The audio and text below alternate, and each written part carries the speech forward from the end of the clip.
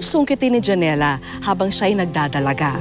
Pero dahil sa isang trahedya sa tubig na sinapit ng isa niyang kaibigan, ang pangarap ng 14 anyos na dalagita ay tila naibuwis at kasamang lumubog sa lawa ng Taal.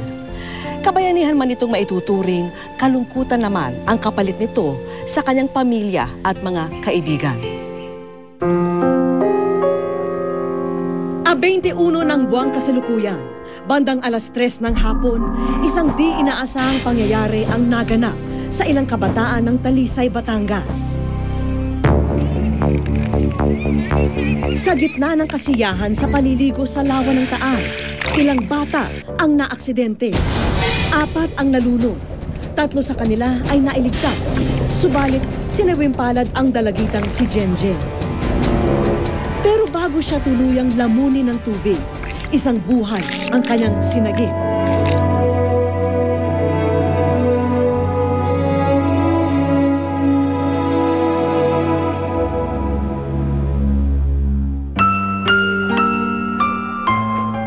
Nagluluksa ngayon ang pamilya Dohelio dahil sa pagkawala ng 14 na taong gulang na si Janela Marie o Jenjen. Masayahin at mabait ang dalagita. Mag-iikatlong taon na sana siya sa high school sa darating na pasukan. Masipag siyang mag-aral at taglay ang pangarap na makapagtapos sa kolehiyo. Kaya naman, matinding pangungulila ang hatid ng pagkawala ni Jenjen sa kanyang pamilya, lalo na raw sa ina nitong ngayon nasa ibang bansa. Dahil kinailangang magtrabaho sa ibang bansa ni Mami Jane, lumaki sa piling ng lolo at lola sina Jenjen at ang kanyang mga kapatid. Lola, may nasabi po ba sa inyo si Mami kung kailan siya uuwi? Ako nga din nasasabik sa mami mo. Sabi niya po kasi sasamahan niya daw ako bumili ng gamit sa school. Dahil lang ba doon? Siyempre po, miss ko na rin siya. Ikaw talaga. Araw-araw, walang ibang hinangad si Jenjen, kundi ang muling makasama ang kanyang Mami Jane. Kaya kung may pagkakataon, tatawagan niya ang ina para kamustahin.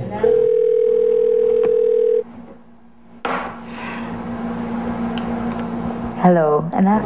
Hello, Mami! Kamusta na kayo? Ha? Kamusta ka, mga kapatid mo? Si Lolo, si Lola, kamusta? Okay naman po kami, Mami. Mami, totoo po ba yung sinabi ni Lola na malapit na daw po kayong umuwi? Susubukan ko, anak, ha? Kasi kailangan ko pang magpaalam sa employer ko. Sayang din yun. Baka mabawasan yung ipon ko. Alam mo naman para sa pag-aaral niya yun, eh. Kaya, anak, ha? Magsipag naman sa pag-aaral. Ay, nako. Opo, alam po namin yun, Mami. Lalo ko kayong na-miss. I love you, Mami. I love you too, anak. I miss you, anak. I love you. I miss you too. Diana. Halos naubusan na raw ng luha ang lola ni Jenjen na si Esther dahil sa pighati. Sila kasi ang nagpalaki sa dalagita. Ay tagang masakit sa akin, hindi ko rin nga alam kung paano kung may kakaya kong dalahin yun. Baka yung mga panglapit-lapit niya sa akin, pag ako bago matulog yan sa kanyang higaan, yayapos muna yan sa akin. Ayon kay Lola Esther, tila naging mabilis ang bawat pangyayari noong ika-21 ng Mayo.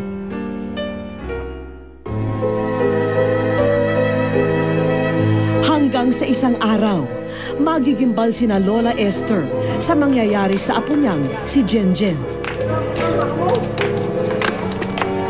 O Jen, aalis muna ako ha. Huwag ka munang pupunta kung saan-saan. Baka pwede, bawasan mo muna ang ating labahin. Tingnan mo tambak na.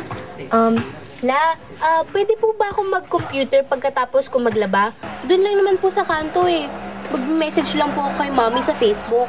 O sige. Tsaka, pwede rin po makahingi ng 40. Ay, 60 na lang po pala. Para po mas matagal ako sa computer shop. Sige na po, please. Basta, pagkatapos mo computer, umuwi ka agad. Salamat po. Okay. Thank you po. Bye-bye. Ingat. Bye.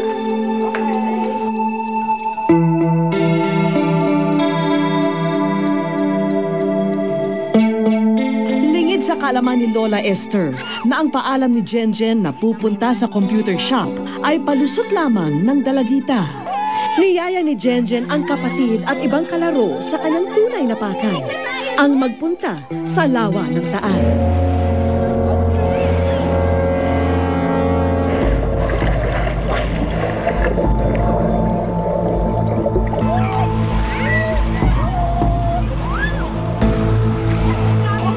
Hanggang sa ang masayang hapon ng mga bata nauwi sa isang malagim na trahedya. Uy, si Pat! Nalulunod! Uy, si Pat!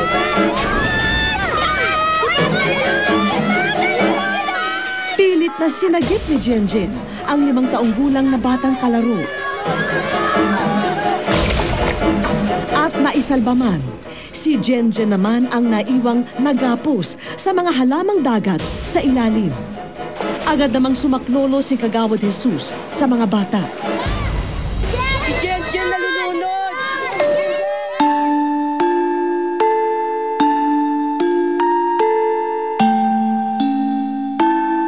Sinubukan ding isalba si Jenjen, pero halos wala na itong malay nung makita.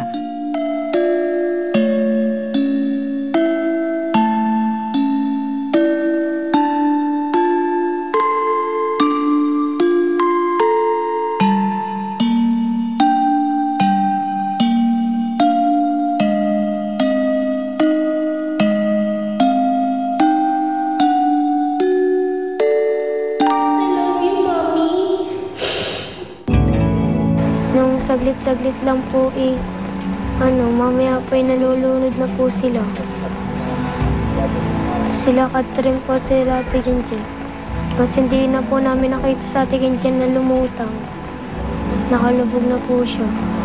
Proud po ako dahil kahit po namatay siya, naging bayani po siya.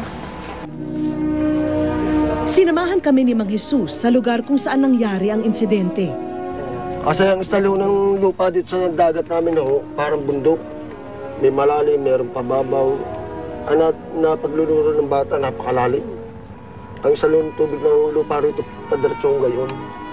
Para sa estalo bundok. Dito namin tinuon yung bata. Dito namin binigyan agad ng unang lunas, wala na talaga. Samantala, hindi pa rin halos matanggap ni Isa na hindi na niya makakasabay ang kanyang best friend sa pagpasok sa eskwela. Jenjen, mahal na mahal ka namin.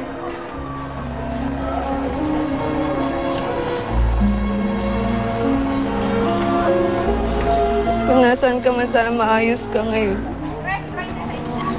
Proud ako sa'yo kasi nakatulong ka sa iba.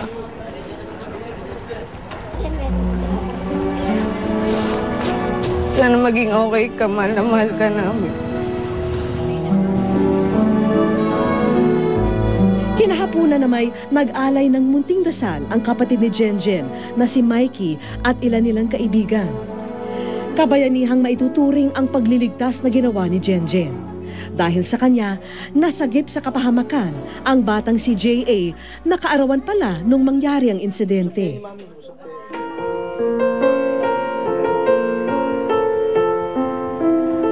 Mapait tanggapin ang katotohanan. Sa ngayoy, nalulunod sa lawa ng kalungkutan at pagdurusa ang mga mahal sa buhay ni Jenjen.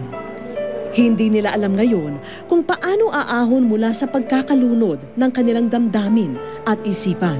Lalo nilang inaalala kung papaano tatanggapin ito ni Jane, ang ina ni Jenjen nasa ibang bansa.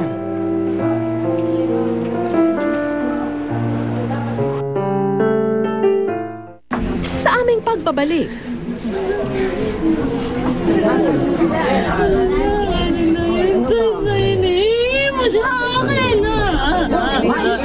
Oh,